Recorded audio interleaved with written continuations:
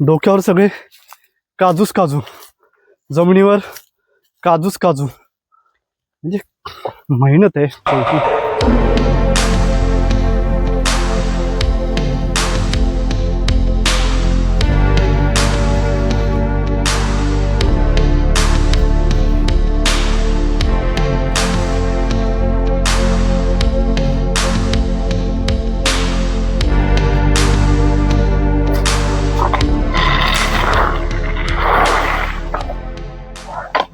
नमस्कार मित्रांनो, माझ्या नवीन व्हिडिओमध्ये तुमचं सगळ्यांचं मनापासून खूप खूप स्वागत. मी आज आलेलो आहे दापोलीमध्ये आणि दापोलीतली आहे ही मोठी 20 वर्षापूर्वीची बाग. काजू बघितल्यानंतर मित्रांनो एवढं समाधान वाटतंय, असं वाटतंय की आपणही काहीतरी केलं पाहिजे. 20 वर्षापूर्वी ज्या लोकांनी केलंय त्यांची दूरदृष्टी काय असेल. आज सहज एका काजूखाली जमवायला माणसं करावी लागतात. दिवसाला 4 बायका आज इथे आहेत एका प्लॉटमध्ये. अशा प्रत्येक 1 2 3 3 प्लॉटमध्ये 4 त्रिक 12 बायका, एक बाई 20 किलो काजू दिवसाला काढते. म्हणजे विचार करा की केवढी मोठी ही बाग असेल.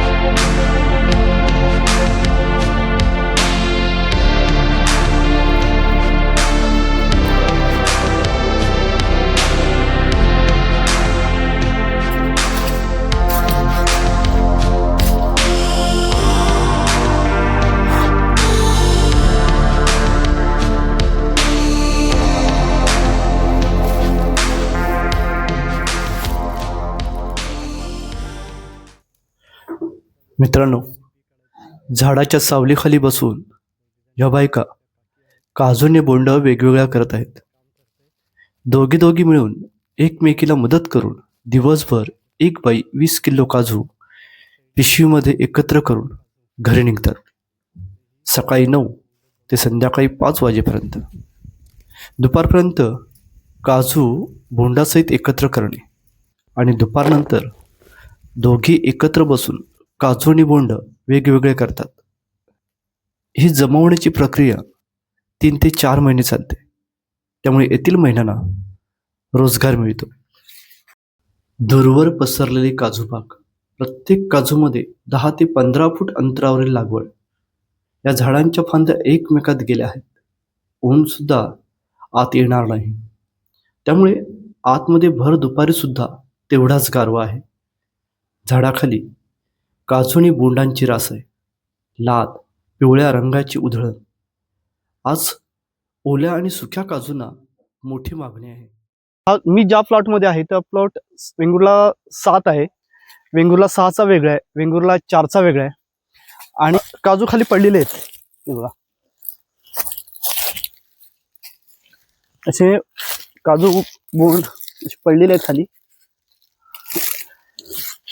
इथेच आता एकाच झाडाखाली याने 100 काजू असे खाली पडलेले आहेत. त्यामुळे हे असेच ठेवतात आणि ह्या दोन्ही गोष्टीचा उपयोग चांगल्या पद्धतीने केला जातो. हे जे बोंड आहे ते विद्यापीठातले इथे लोक येतात, बोंड घेतात आणि ते घेऊन प्रोसेसिंगला जातात आणि त्याच्यापासून ज्यूस बनवला जातो.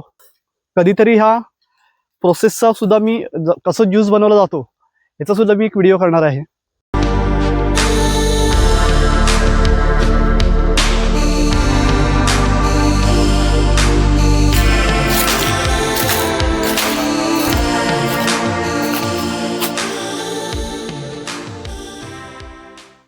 या झाडांवरती मित्रांनो तुम्ही सहज चढू शकता. सहज, अगदी सहज. हे बघा, इथून मी हा एक पाय टाकला की इथे चढलो. एवढ्या सहज काजू आपण काढू शकतो. हे पूर्ण जवळ आहे सगळं, म्हणजे हाताला लागतील असे, पण वर चढायची गरजच नाही कारण सगळे काजूच खालीच पडतायत.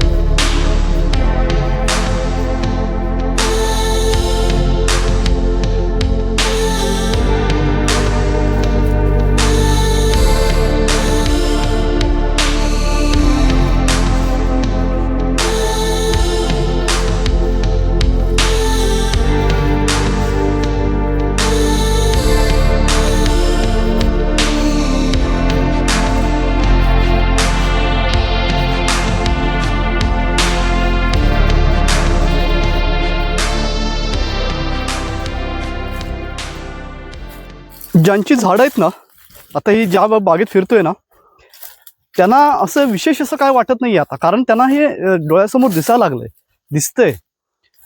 म्हणजे एका ज्या ठिकाणी वाकलात ना, तर 7-8 किलो एकाच काजूखाली मिळतील, एवढे काजू आहेत. लावा रे. कोकणाची ज्याच्या ज्या ज्या जागा आहेत मित्रांनो, त्यांनी हे काजू लावणं गरजेचं आहे. मी सहज आता जमवतोय, वाकून जावं लागतंय काजू खालून, एवढे काजूची झाडं अशी खाली आली आहेत. तुम्ही जर कधी फिरायला कुठे गेलात तर अशा काजूच्या बागा असतील, आंब्याच्या बागा असतील किंवा फफळीच्या बागा असतील, याला आवर्जून भेट द्या. त्यामुळे आपल्याला पण त्याच्यातून काहीतरी शिकायला मिळते. असं वाटतं की आपण पण काही झाडं लावली पाहिजेत पुढच्या पिढीसाठी, आपल्यासाठी नाही पण किमान पुढच्या पिढीसाठी. आणि आपण फक्त ओरडत असतो कोकण वाचवा, कोकण वाचवा, पण स्वतःच्या जागा आपण डेव्हलप करणं ही खूप महत्त्वाची गोष्ट आहे मित्रांनो. त्यामुळे स्वतः आपण ती शेती केली पाहिजे. मी तुम्हाला माझ्याही 2 बागा दाखवल्या. यात तिसरी बाग म्हणजे 20 वर्षापूर्वी त्या माणसाची केवढी दूरदृष्टी असेल की त्या माणसाने असे काजू लावलेत. आणि मलाही बघताना असं वाटलं, अरे यार किती म्हणजे मेहनत घेतली असेल. त्यावेळी सुविधाही नव्हत्या, पाणी मला असं वाटतं डोक्यावरून जवळजवळ लावावं लागलं असेल. आणि आत्ता त्या सगळ्या सुविधा आहेत आपल्याकडे, पंप आहेत किंवा जागा असतील, अशा बागा फुलवल्या पाहिजेत. बरं वाटते. आज 8 ते 10 बायकांना इथे रोजगार मिळालेला आहे. ते येतात, त्यांचं एक टार्गेट असतं, 20 किलो ते दिवसाला जमावतात आणि नंतरच घरी जातात.